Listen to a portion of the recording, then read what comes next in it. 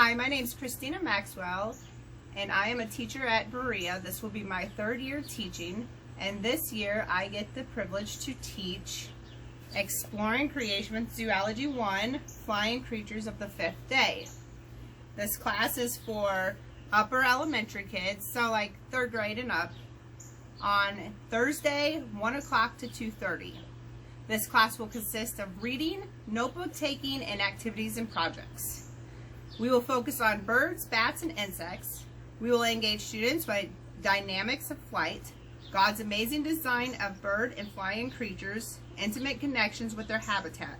Students will be doing experiments and hands-on activities in class, and they will learn how to keep a field journal.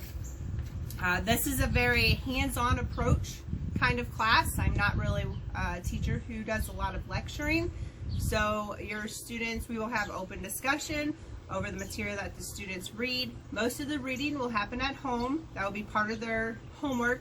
They might even have a little homework assignments from their journals, which the journal looks like this. It has lots of little fun hands-on activities and writings that the kids can do. So they'll just have a little bit of homework, nothing that you guys will have a hard time helping with.